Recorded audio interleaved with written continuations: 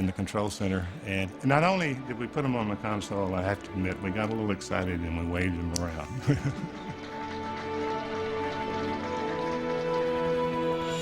It's 1965. The dual mission of Gemini 7-6 is a triumph. The only technique remaining to be mastered is spacewalking, what the engineers call extravehicular activity, EVA. A year earlier, astronaut Ed White's 15-minute spacewalk had gone well. Now America's second EVA, far more ambitious, will be up to astronaut Gene Cernan. Cernan would have to move along a series of handholds to a maneuvering unit that he would strap on his back, and he would basically fly around the vicinity on the tether behind the Gemini spacecraft. June 5th, 1966, Gemini 9. 49 plus hours into the flight, a little over 1/2 hour into America's second EVA. Everyone expects Cernan's EVA to be easy, but in zero gravity, he has trouble. He can barely control his movements.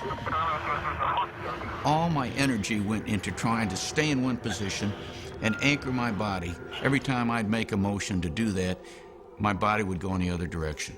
I'd turn a valve and a valve would turn me. In a stiff suit with nothing to hold on to, it becomes an extreme workout. And just listening on the ground, you can hear the labored breathing. He's just breathing hard.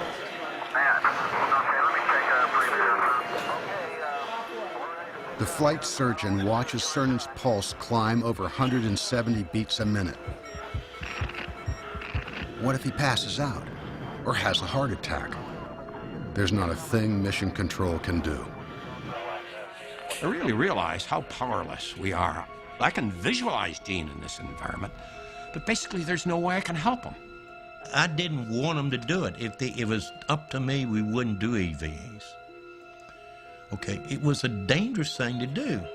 It's very dangerous to get out because you may not come back.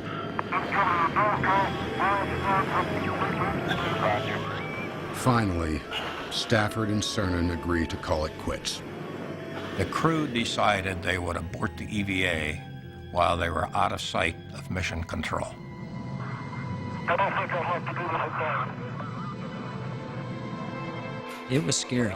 When they got that hatch closed and we could see the pressure in the cabin start coming up, everybody, it was a little bit of a, whew, glad that's over.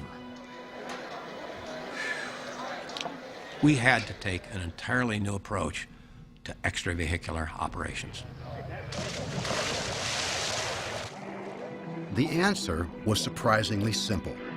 Study and train for EVAs underwater, where gravity is neutralized. Neutral buoyancy training, still in use today, leads to new tools, handholds, foot restraints that make all the difference. In November 1966, Gemini 12 executes a perfect spacewalk. In Gemini, Mission Control has mastered rendezvous, learned to fly 2 spacecraft at once, and recovered from near disaster with EVA. Gemini was the confidence builder.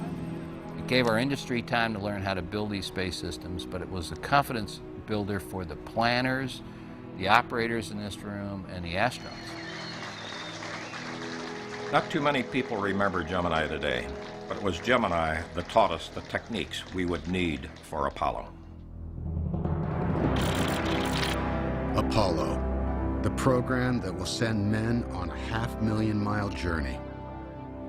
With 3 years left to the end of the decade and John Kennedy's deadline, everyone is working around the clock. We used to be working 16, 18 hours a day. You'd work 6, 7 days a week. You automatically worked every Saturday. That was the world we lived in. That's go fever. It's other inputs that make you want to do things beyond the good logic you have. We suffered go fever many times because of that commitment to Mr. Kennedy. Go fever has become a way of life at NASA. With the first Apollo flight only weeks away, nothing is ready. There just weren't enough hours in the day to get all the things done that we needed to. And we kept pressing the schedule, we kept pressing the time, we kept pressing in every direction. The Apollo 1 crew, Gus Grissom, Roger Chaffee, and Ed White, are racing too. And they're frustrated with the spacecraft. The Apollo was a mess. It had a lot of things that had not been tested. It was shipped to the Cape, not ready to go. So we lived with that damn thing around the clock.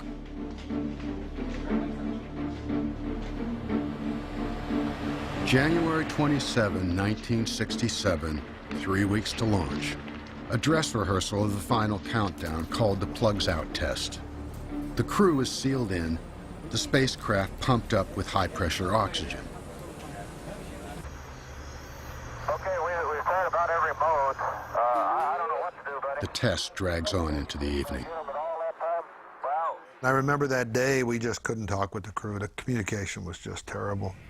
How about Flighty? How do I get to learn? We can't talk between three buildings. I don't know what to do, buddy. I can't hear a thing you're saying.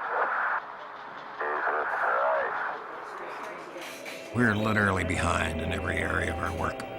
And nobody stood up and said, stop. At 6:31 p.m. on a Friday evening, Go Fever finally catches up with NASA.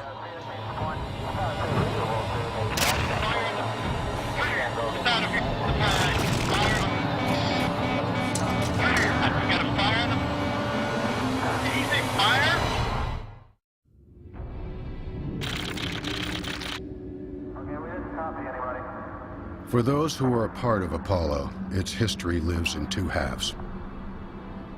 The dividing line between them, January 27, 1967. That Friday, here at Pad 34, everything changed.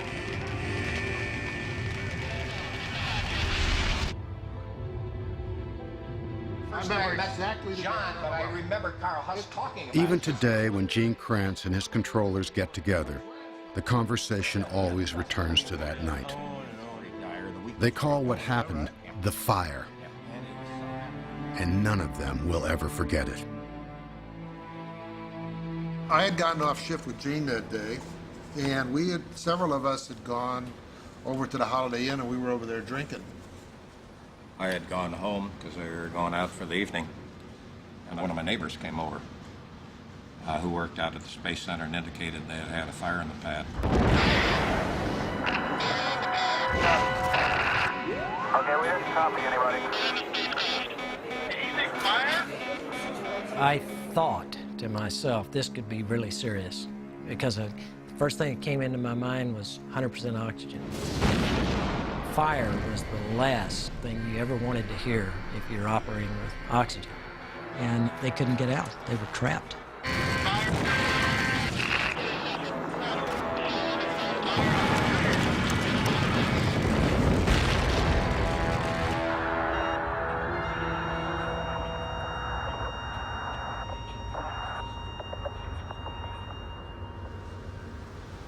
And that was the end of it. It was all over in about 12 seconds. Trapped in a cockpit fire, Ed White, Gus Grissom, Roger Chaffee are dead. For many young controllers, the fire is their first experience with death. For everyone in NASA, it marks the end of their innocence. This started, I would say, probably the most difficult week in our year. history.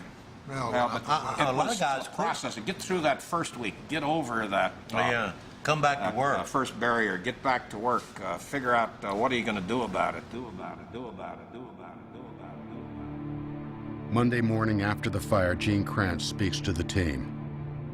Decades later, he can still recite the words from that day. Spaceflight's terribly unforgiving of carelessness, incapacity, or neglect. I don't know what the Thompson Committee will find as the cause of this accident, but I know what I find. We were the cause.